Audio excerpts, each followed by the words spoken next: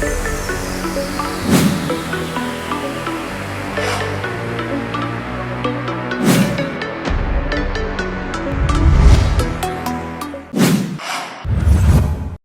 1700 నాటి కాలం. యోహాన్ ఫ్రీడ్రిక్ బట్కర్ అనే రసవేదిని పోలాండ్ రాజు ఒక ప్రయోగశాలలో పెట్టి బంధించాడు. ఆ రసవేదికి ఇచ్చిన ఆదేశం ఒకటే, అది బంగారాన్ని తయారు చేయడం. అతడు గ్రంథంలో పేర్కొన్న అన్ని విధానాలను ప్రయత్నించాడు, ఏదీ సఫలం కాలేదు. ఇప్పుడు 300 ఏళ్ల తర్వాత సెర్న్ శాస్త్రవేత్తలు నిజం చేశారు. సీసాన్ని బంగారంగా మార్చడంలో విజయం సాధించి ఔరా అనిపించారు. అయితే ఆ స్వర్ణం ఎక్కువసేపు నిలవకపోవడమే పూచ్ అనిపిస్తుంది. కేవలం స్పర్శతోనే ఏ లోహమైనా బంగారంగా మార్చగలిగితే పురాతన కాలం నుండి ప్రాచుర్యంలో ఉన్న పరుసవేదితో ఇది సాధ్యమేనన్నది కొందరి నమ్మకం. కానీ అవన్నీ ఊహలకు, కథలకే పరిమితమయ్యాయి. అయితే కొద్దిసేపే అయినా సీసాన్ని బంగారంగా మార్చడం సాధ్యమేనని సెర్న్ శాస్త్రవేత్తలు నిరూపించారు. ప్రపంచంలోని అతిపెద్ద, అత్యంత శక్తివంతమైన పార్టికల్ యాక్సిలరేటర్ అయిన లార్జ్ హాడ్రన్ కొలైడర్తో నిర్వహించిన ప్రయోగంతో దీన్ని సాధించారు. ఈ ప్రయోగం పేరు అలైస్. సీసం అయాన్లను అత్యంత వేగంగా ఢీకొట్టడం ద్వారా సీసం అణు కేంద్రకాన్ని బంగారంగా మార్చడంలో విజయం సాధించారు. ఎలా సాధించారు? లార్జ్ హాడ్రన్ కొలైడర్లో సీసం అయాన్లు సుమారు కాంతి వేగంతో తిరుగుతున్నప్పుడు వాటి చుట్టూ శక్తివంతమైన విద్యుత్ అయస్కాంత క్షేత్రాలు పుట్టుకొచ్చాయి. అప్పుడు సీసం అణు కేంద్రకం నుండి 3 ప్రోటాన్లు విడిపోయి బయటకు వచ్చాయి. అప్పుడు అది కాసేపు బంగారం అణు కేంద్రకంగా మారిపోయింది. సాధారణంగా సీసంలో 82, బంగారంలో 79 ప్రోటాన్లు ఉంటాయి. సీసం అణు కేంద్రకం నుండి 3 ప్రోటాన్లు బయటకు రావడంతో అప్పుడు అది బంగారం అణు కేంద్రకంగా మారిందన్నమాట. మూలకాల సమ్మేళనాన్ని మార్చడంలో అణు ప్రతిచర్యల శక్తిని ఇది నిరూపించింది. స్వచ్ఛ బంగారాన్ని ఎలా తయారు చేస్తారు? భూమిలోంచి వెలికి తీసిన మలినాలతో కూడిన బంగారాన్ని ఎలక్ట్రోలైటిక్ రిఫైనింగ్ వంటి ప్రక్రియలతో శుద్ధి చేస్తారు. అప్పుడు మలినాలన్నీ పోయి 24 క్యారెట్ల బంగారం తయారవుతుంది. ఇది 99.99 స్వచ్ఛత కలిగి ఉంటుంది. శాస్త్రవేత్తలు ఎలా తయారు చేస్తారు? శాస్త్రవేత్తలు న్యూక్లియర్ రియాక్టర్స్ లేదా హై ఎనర్జీ పార్టికల్స్ కొలిజన్స్ ద్వారా పాదరసం, ప్లాటినం, సీసం వంటి మూలకాల అణు నిర్మాణాన్ని మార్చడం ద్వారా బంగారాన్ని తయారు చేస్తారు. ఈ ప్రక్రియలో మూలకాలు బంగారం అణు కేంద్రకాలుగా మారుతాయి. ఇప్పుడు లార్జ్ హాడ్రన్ కొలైడర్లో నిర్వహించిన ప్రయోగం ఇలాంటిది. అయితే ఇందులో అంత ఎక్కువగా బంగారం ఏమీ పుట్టుకురాదు. చాలా వరకు ప్రయోగానికే పరిమితం.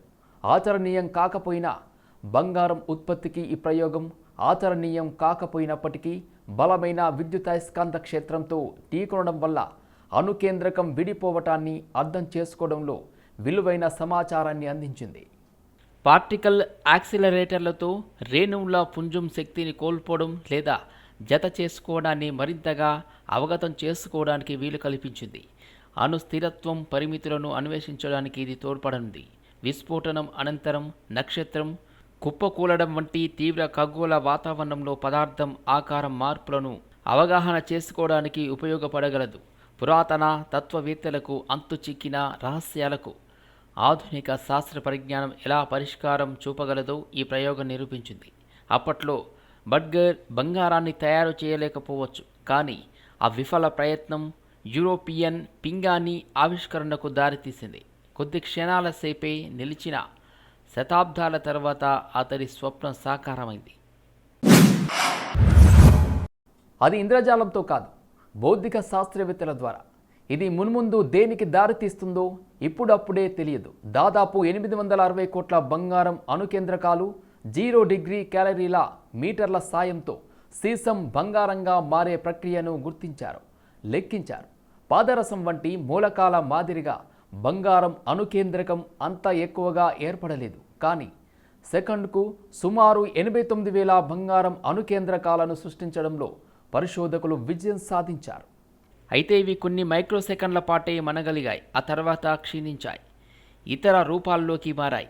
ఈ పదార్థాల్లో 2015 నుంచి 2018 వరకు సుమారు 860 కోట్ల బంగారం అణుకేంద్రకాలు పుట్టుకొచ్చినట్టు, వీటి బరువు 29 పీకోగ్రాములే. సెర్న్ డిటెక్టర్లు నమోదు చేశాయి.